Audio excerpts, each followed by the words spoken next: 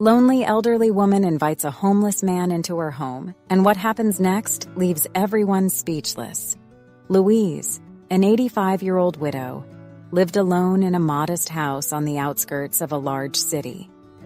The walls of her small home were silent witnesses to decades of memories.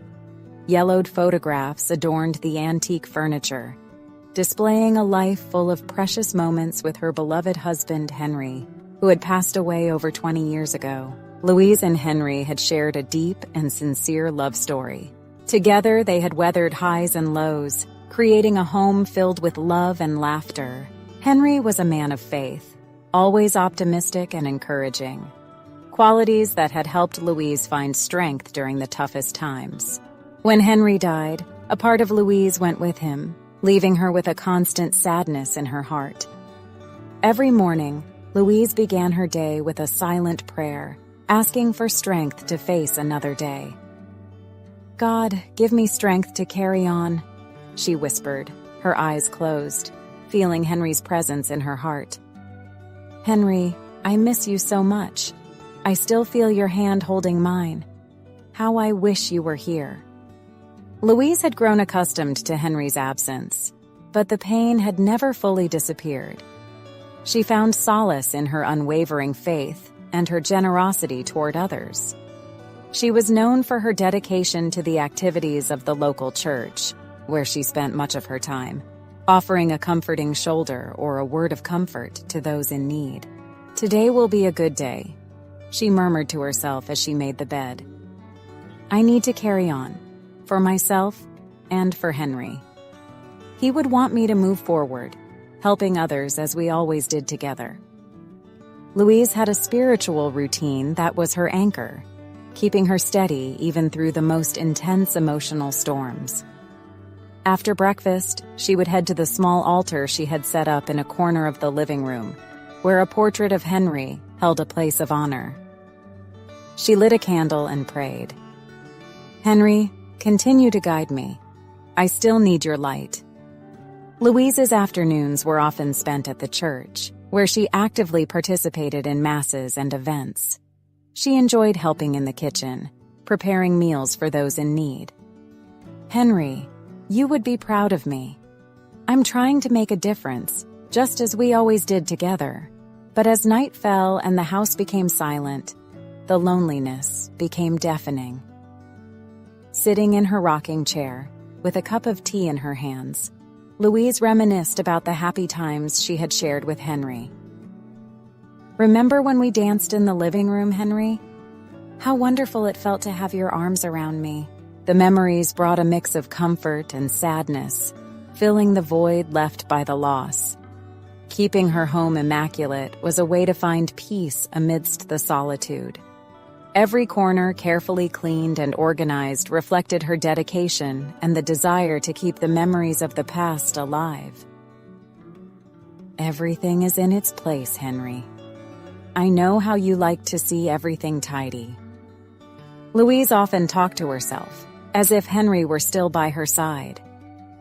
"Today I saw a young woman at church who reminded me of when we were young. She had the same sparkle in her eyes that you did. I missed our adventures." On Sundays, Louise prepared herself with special care for Mass. It was the day she felt most connected to the community, surrounded by people who, like her, sought a greater purpose in faith. "Today, I will pray for you, Henry, and for myself too, so that I may have the strength to continue." However, upon returning home, the sense of emptiness intensified. Loneliness was a constant companion, and Louise needed to find strength within herself not to succumb to it. "I'll be all right, Henry. You always believed in me, and I will continue to believe as well." Louise closed her eyes for a moment, feeling the tears well up. "I love you, Henry, and I always will. I will continue living for both of us." Louise maintained a meticulously structured routine, where faith and church activities played central roles. After Henry's death, the church became her refuge, a place where she could feel connected to both the community and her late husband. It was there that she found comfort and purpose, dedicating herself to helping others in the best way possible. "Today is another day, Henry," she murmured to herself while lighting a candle at the small altar in her home. "I'm going to church to help prepare for the Mass. I know you would be proud of me." Louise was a constant presence at the local church. Sunday mornings were especially significant, starting early with the preparation of breakfast for the community's most needy members. She joined a group of volunteers, all united by the desire to do good. "Good morning, Louise," greeted Mary, a friend and fellow volunteer, with a warm smile. "How are you today?" "Good morning, Mary. I'm well, thank God. And you?" replied Louise, her soft voice reflecting her inner serenity. As they organized the tables and prepared the meals, Louise felt a deep connection with Henry. He had always been a generous man, willing to help anyone in need. "Henry, you would be here with me, serving coffee and bread, smiling at every face that came through the door," she thought as she distributed food. During the Masses, Louise found moments of true peace. Sitting in the church pew, she felt close to God and Henry. The pastor's words resonated in her heart, bringing solace and hope. "Lord, thank you for another day. Thank you for this community that welcomes me and gives me strength to continue." Pastor John often praised Louise in his sermons, using her as an example of faith and dedication. "Louise is a light in our community," he would say with a smile.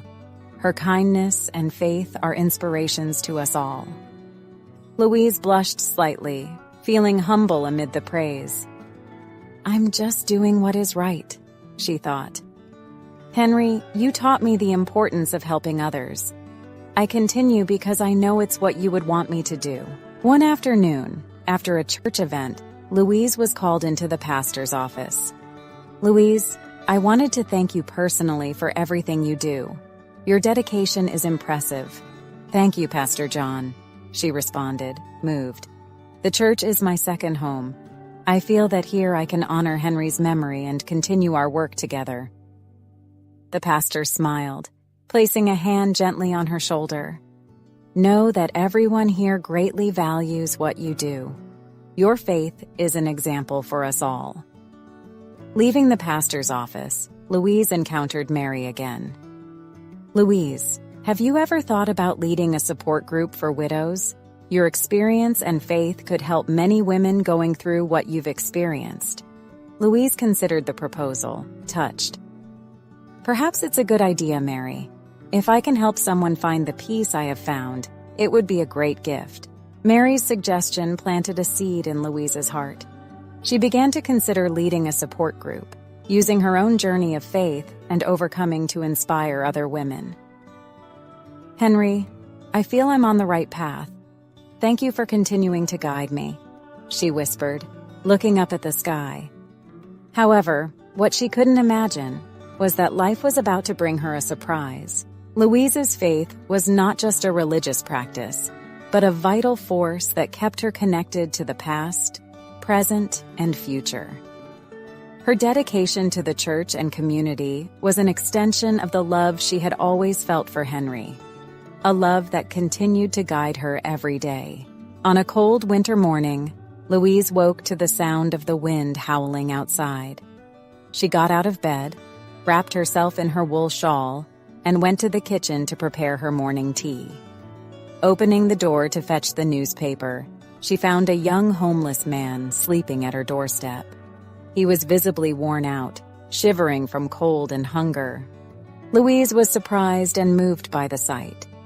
Without hesitation, she decided to help him. "Come in, my son, warm yourself," she said with a soft and welcoming voice. The young man, whose name was Eddie, was hesitant and suspicious, but the need for shelter and food prevailed. He entered the house hesitantly, feeling out of place in such a warm and safe environment. "What is your name?" asked Louise as she prepared a hot cup of tea. "Eddie," he replied, his voice hoarse and shaky. Louise offered him the cup of tea and some soup she had made the night before. "Here, this will warm you up," she said with a welcoming smile. Eddie took the cup with trembling hands and began to drink. "Thank you, ma'am. Louise," he said, reading her name embroidered on her apron. "You're welcome, Eddie. We all need help sometimes," replied Louise. As Eddie ate, Louise observed the deep sadness in his eyes. "Do you have a place to stay, Eddie?" she asked, trying not to be intrusive. "No, I don't. I've been on the streets for a while," replied Eddie, avoiding her gaze. Louise felt a pang of pain in her heart upon hearing this. "You can stay here for a while until you recover. My house is small, but there's room for one more." Eddie looked at her, surprised by her generous offer. "Why are you doing this for me?" Louise smiled.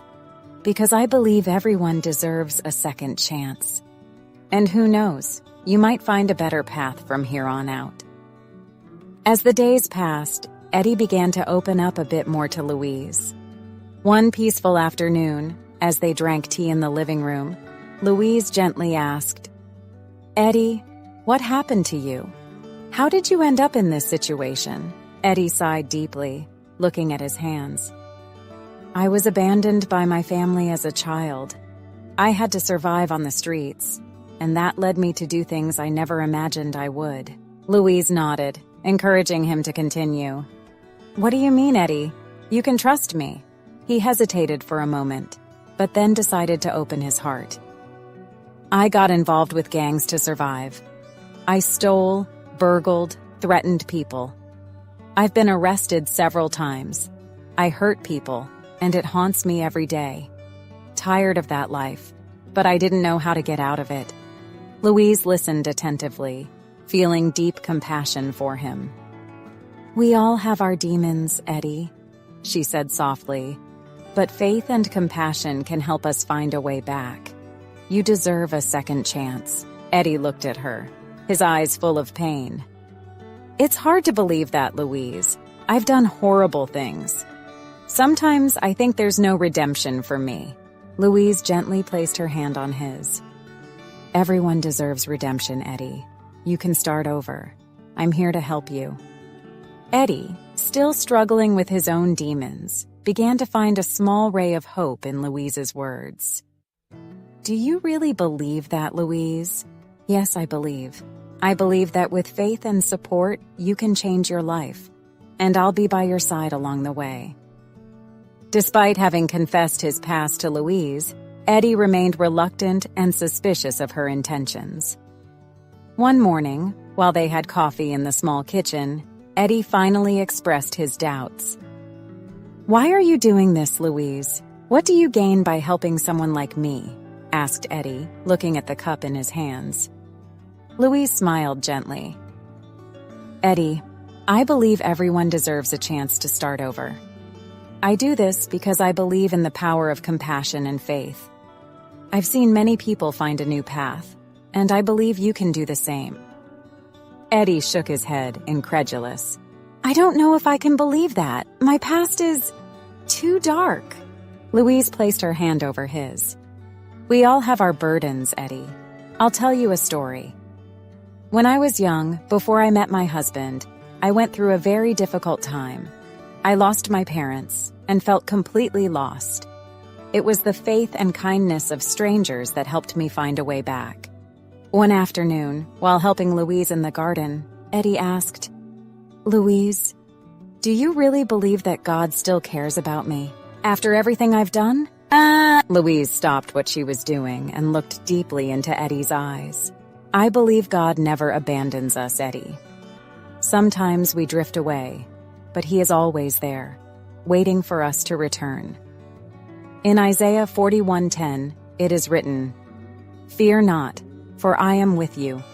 Do not be dismayed, for I am your God. I will strengthen you. I will help you. I will uphold you with my righteous right hand.' You are not alone." The next day, Louise convinced Eddie to accompany her to church.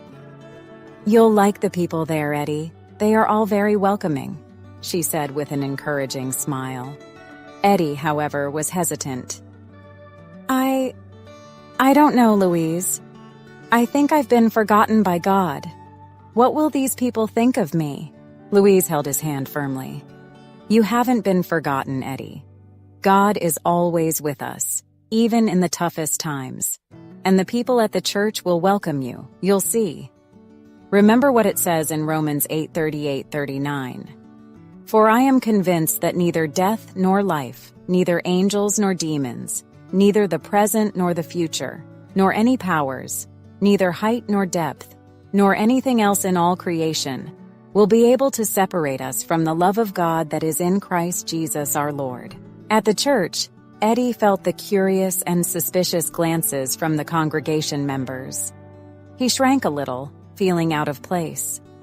During the sermon, the pastor spoke about forgiveness and redemption, but Eddie felt those words weren't meant for him. After the service, some people approached Louise, chatting amiably. Eddie stood aside, feeling invisible. An elderly lady looked at him suspiciously and whispered to another person, "Did you see that man with Louise? They say he has a criminal past." Eddie heard the comment and felt a wave of shame. He turned to leave, but Louise held him back. "Wait, Eddie. Don't let this affect you." Eddie shook his head. "They'll never accept me, Louise. I don't belong here." Louise looked at him with determination. "Yes, you do belong. Let's talk to the pastor." They approached the pastor, who smiled warmly. "Eddie, it's good to see you here. Everyone deserves a second chance." Eddie sighed, still doubtful. "I don't know if I believe that, Pastor. People here, they judge me for my past." The pastor placed his hand on Eddie's shoulder. "Forgiveness starts with yourself, Eddie. Give people time. Show them you've changed. In 2 Corinthians 5:17 it is written, Therefore, if anyone is in Christ, the new creation has come. The old has gone. The new is here." Adapting to Louise's tranquil routine and a life free of crime was a constant challenge for Eddie. He battled past impulses and internal conflicts. One evening, while dining, Eddie expressed his frustration. "It's hard, Louise. Sometimes I feel like I'll never be able to leave my past behind." Louise looked at him with compassion. "It takes time, Eddie, but I believe in you. And more importantly, you need to believe in yourself." On a new day, the tension in the community grew as more people learned about Eddie's past. Louise and the pastor were determined not to abandon him. At church, many congregation members became fearful of Eddie, believing he was a dangerous criminal. During meetings, people criticized Louise for bringing Eddie to church and for welcoming him into her home. "She's crazy," muttered a lady named Donna Laura to a group of friends. "She doesn't know what she's doing anymore. She should be committed and he should be locked up." "How can she trust someone with that past?" another voice said. "It's a risk to all of us." Aware of the rumors, Louise kept her head high, but the pain of the words weighed on her heart. She met with the pastor before the sermon and vented. "Pastor, people are scared. They're saying terrible things about Eddie and about me." The pastor, with an expression of understanding and firmness, replied, "Louise, God calls us to be light in the darkness. Eddie needs us, and we need to show the community what it truly means to follow Christ." That morning, the pastor took to the pulpit with renewed determination. He knew he needed to address the situation directly and powerfully. The silence in the church was palpable as he began to speak. Brothers and sisters, today I want to talk about the power of forgiveness and second chances. In Ephesians 4:32, it is written, "Be kind and compassionate to one another, forgiving each other, just as in Christ God forgave you." The pastor's eyes swept over the congregation. "I know many of you are worried and afraid, but Jesus taught us to welcome the lost, to reach out to those who need us the most.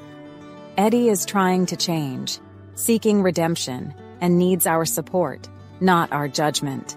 Some members of the congregation began to shift uncomfortably, while others looked at Eddie with a new perspective. Louise, sitting next to Eddie, squeezed his hand, offering him strength and solidarity. "Who are we to deny anyone the chance for redemption?" continued the pastor. "Remember Luke 15:7. I tell you that there will be more rejoicing in heaven over one sinner who repents than over 99 righteous persons who do not need to repent." After the sermon, some church members approached Eddie and Louise, offering words of support and encouragement. "Louise, you are a brave woman," said a lady named Anna. "I'll pray for you." However, not everyone was convinced. Some remained skeptical and hostile, whispering among themselves. "This is a mistake," said a man with a look of distrust. "This Eddie doesn't deserve our trust." The tension in the community was evident, but Louise and the pastor were determined to continue. They knew Eddie's journey would be long and filled with challenges, but they were willing to face them together, relying on the strength of faith and compassion to overcome distrust and fear. Alone in Louise's house, Eddie faced an overwhelming internal crisis. He sat in the small living room, staring fixedly at the floor. The struggle against the impulses to steal and suicidal thoughts was constant and exhausting. Even with the church's acceptance, he still felt the temptation to revert to old habits, especially when he saw valuables at the church. "I can't keep going like this," Eddie murmured to himself, his voice hoarse with despair. I can't do it. Maybe they're right. Maybe I am a lost cause." He stood up and paced around the room, trying to calm his tumultuous mind. "Why am I here? Louise? What does she see in me? Why does she believe I can change? I am a thief, a criminal." Eddie looked at a small crucifix hanging on the wall and felt a pang in his heart. "God, do you really forgive me? Are you there? I don't know what to believe anymore." Guilt and shame consumed him, plunging him into a deep emotional conflict. Suicidal thoughts became more frequent. Maybe ending it all is the only way out. At least then, I won't hurt anyone else. He threw himself on the couch, his hands in his head, trying to push away the dark thoughts. "I can't do this to Louise. She believes in me. But what if I fail? What if I end up hurting her too?" Eddie began to speak out loud, as if conversing with someone else. "You're not good enough, Eddie. You never were. Just look at yourself. Everything you touch turns to disaster." "No, that's not true!" he shouted, trying to drive away the internal voices. "I can change. Louise believes in me. The pastor believes in me. I need to believe too." But the dark thoughts continued to invade him. "You're a fraud. They're just waiting for you to fail. Everyone hates you. No one trusts you." Eddie abruptly stood up, feeling a growing panic. "I can't go crazy. I can't. I need help. Louise, where are you? I need you." Tears began to roll down Eddie's face. He felt lost and desperate. "God, if you're really there, please help me. I don't know what to do. I don't want to be this person. I don't want to go back to that life."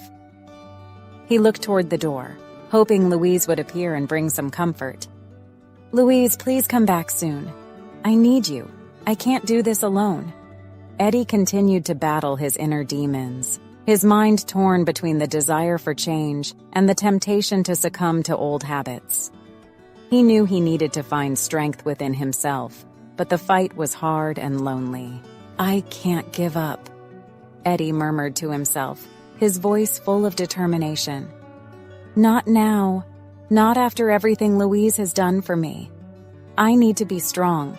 I need to—" But the dark thoughts continued to haunt him, and Eddie knew the struggle was far from over. He needed support, needed to believe that there was light at the end of the tunnel, and more than anything, he needed to find peace within himself. After the emotional storm, Eddie began to find small rays of hope in his life. With the help of Louise and Pastor Sean, he secured a simple job at a local convenience store. The owner, A kind man named Mr. Shawnson was willing to give Eddie a chance, inspired by the faith Louise and the pastor showed in him. "Eddie, everyone deserves a chance," Mr. Shawnson said on the first day of work. "Believe in yourself and do your best. I'm counting on you." Eddie smiled timidly. "Thank you, Mr. Shawnson. I won't let you down." With the job, Eddie began to feel more useful and less like a burden. He also became more involved in church activities, helping at events and participating in meetings.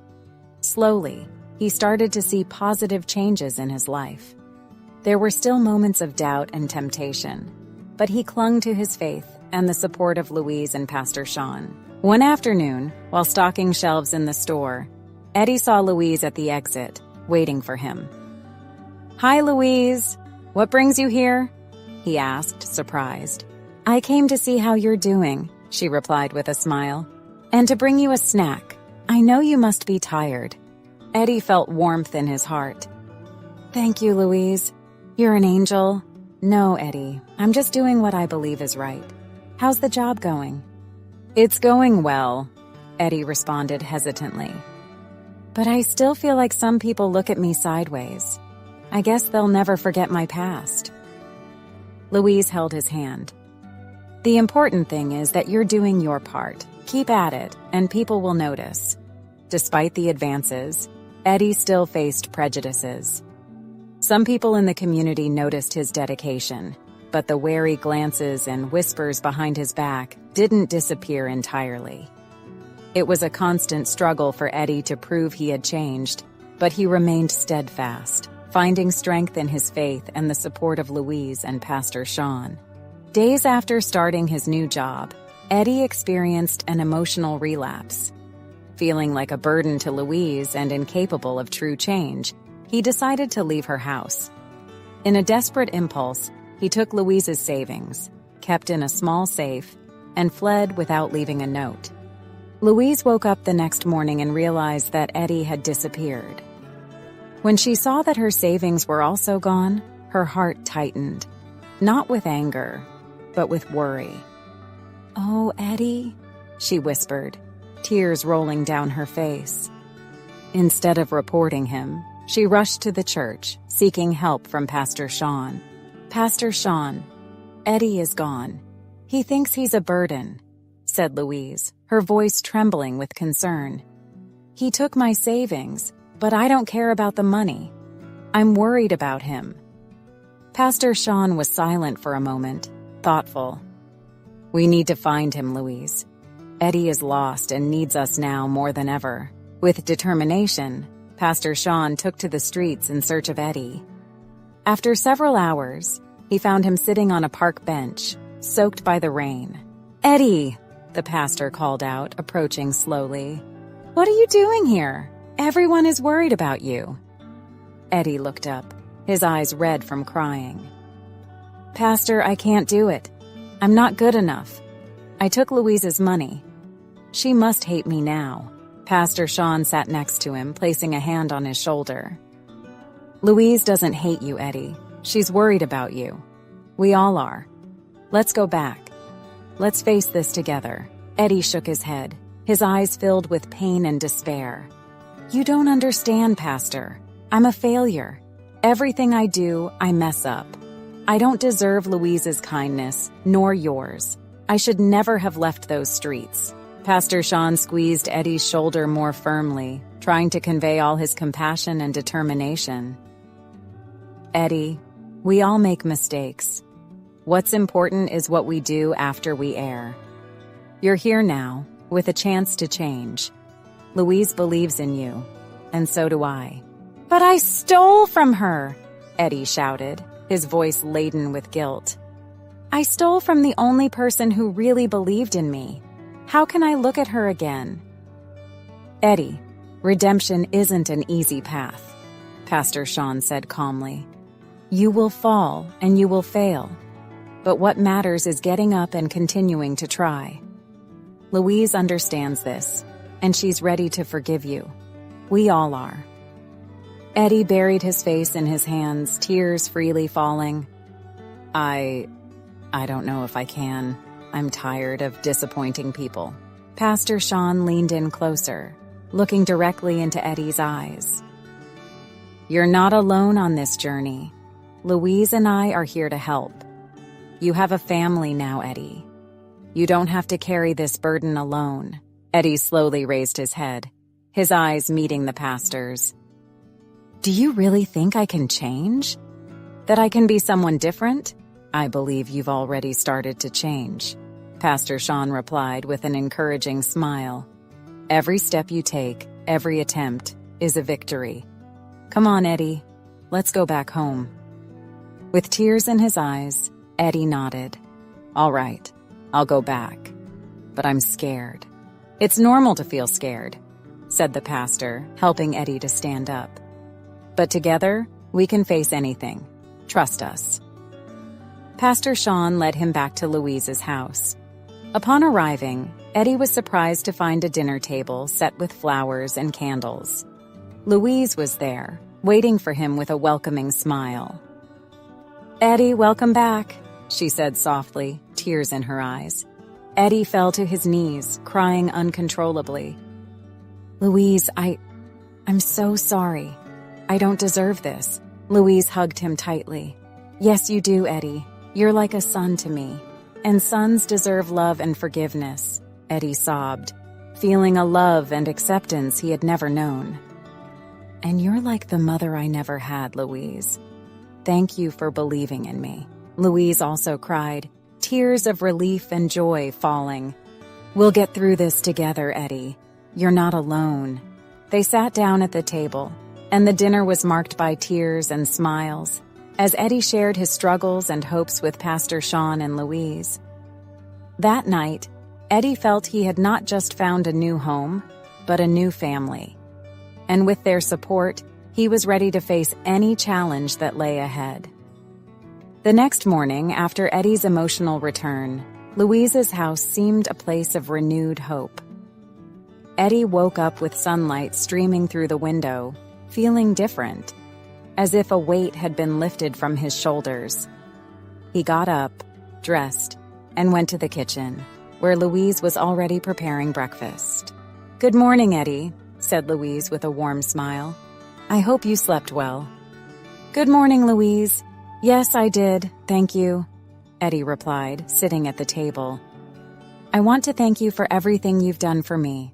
I'm really sorry for everything. Louise held his hand. Eddie, what matters is that you're here, willing to change. Let's leave the past behind and focus on the future. After breakfast, Eddie headed to work at Mr. Shonson's convenience store. Upon entering the store, Mr. Shonson greeted him with a smile. Good to see you back, Eddie. Hope you're ready for another day of work. Yes, sir, I'm ready, Eddie responded with determination. While Eddie worked, he still felt the suspicious glances from some customers. But at the same time, he also received words of encouragement from others. Keep it up, Eddie. We're rooting for you, said a customer named Mrs. Thompson, a lady who attended the church. Eddie felt a mix of emotions. The support was comforting, but the suspicious looks still bothered him. He knew he needed to continue proving his worth. One afternoon, while walking home, Eddie encountered an old acquaintance, Mike, who had been his partner in crime in the past. Mike approached with a sly smile. Hey, Eddie, heard you're trying to lead an honest life. What a waste, Mike said, offering a cigarette. Eddie refused. No, Mike, I've changed. I don't want that life anymore. Mike laughed. You? Change? Don't make me laugh. You'll never be anything but a criminal. Eddie felt a surge of anger, but remembered the words of Louise and Pastor Sean. I'm trying, Mike. I don't need to go back to that life. Good luck to you, but I'm out. Eddie continued walking, leaving Mike behind.